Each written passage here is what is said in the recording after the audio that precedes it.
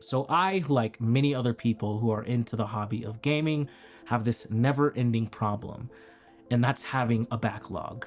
Time is something we can just never avoid. Balancing a full-time job, family, rest, and other life activities like finishing your favorite TV show only make it more difficult to complete something like a game that we truly enjoy, and then add on the dopamine rush of needing to buy and indulge in something new. Sometimes I'm in the mood for an open world game, sometimes I want something more linear, or I just want to play online. Blame it on my ADHD, but I also can't help but entertain a good sale or fall into the trap of the latest game.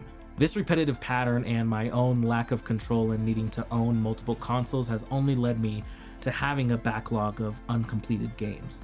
So I'm finally taking the time to sit down and make a plan to eliminate my backlog.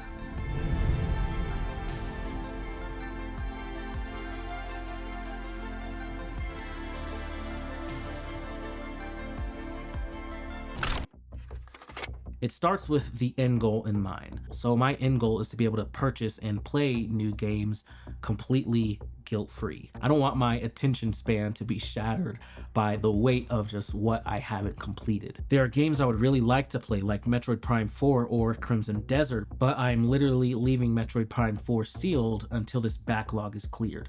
Now, there are rules to this whole game that I have to set in place for myself.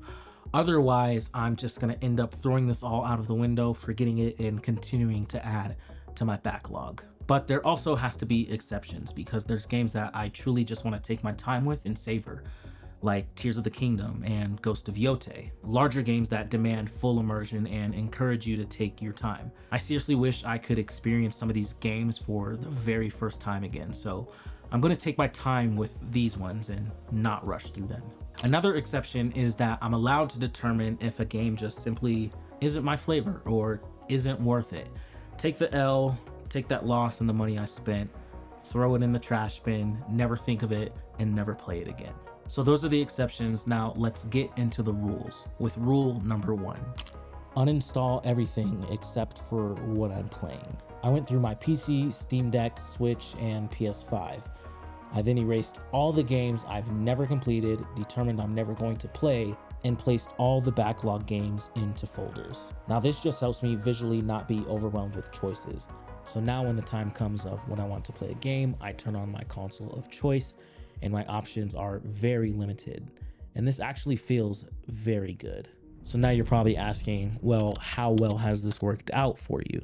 I've decided to start on my Switch 2, finally completing Donkey Kong Bonanza, and I'm on track to complete Sea of Stars, which is a lot bigger than I initially thought. And next will likely be my PS5, as I've been on a 95% completion rate on Final Fantasy 16 for at least 2 years. And then after that, I'll try and tackle Hogwarts Legacy, which is a beast of a game.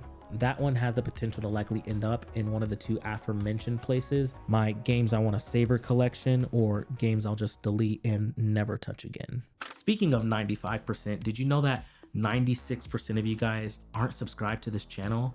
Imagine 96% of people hitting that subscribe button and completely changing the trajectory of not only my life, but my backlog. Clive will no longer sit at 95%, and I'll finally complete Final Fantasy 16 after 2+ years with you guys simply hitting that subscribe button. Seriously though, thank you guys so much for your support with this channel. Like, your words and encouragement and just my gratitude and thanks for it all cannot be communicated through these silly videos that I make. So hitting that subscribe button honestly is just the simplest way that you can continue to support this channel and support me. So thank you guys again so much. As for what's on my Steam Deck and PC, I'm actually really proud of myself. Metal Gear Solid Delta is the only game that I need to clear on that backlog, but I kind of feel guilty because technically it's an old game or a nostalgia game, but it's new and new thing is new. Anyway, let's get on to rule number 2. This is a luxury for some of us, as I know not everyone has portable consoles, but being able to play in multiple ways feels essential. When I'm in bed or sitting in front of the TV, a lot of times I just want to watch TV. So having a handheld like my Steam Deck, Switch, or my custom stick drift enabled PlayStation Portal will be essential into how I complete a lot of these games. And again, especially for my PlayStation 5, as I honestly rarely touch that console as of late. This isn't a sprint, it's a marathon. So having Palate Cleanser games is essential. For me, that's Pokemon Pokopia and Scott Pilgrim EX. Games that don't necessarily require me to see the end credits, but just let me relax and reset my mood for gaming in general, keeping me from burnout. I feel like this rule is essential for everyone, but also one that a lot of people will just gravitate towards. I have a friend who's played Rocket League relentlessly for the past 6 years. And yeah, he plays plenty of other stuff, but Rocket League is just his go-to relaxation game. The next rule is the reason that I haven't talked about emulating games on this channel, and that's no new, repeat, or nostalgic games, at least yet.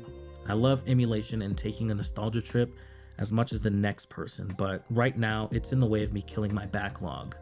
Again, I want to be able to play things guilt-free, and this is very likely a me thing because I can't go on that nostalgia journey knowing that Clive is sitting behind me with a 95% completion rate. While on that same train of thought, I have to stop looking at sales and clean up my ridiculous wish list that's full of games I know I have zero interest in actually playing, but then end up buying because it was on sale for $5. If I'm being honest with myself, I have too many options.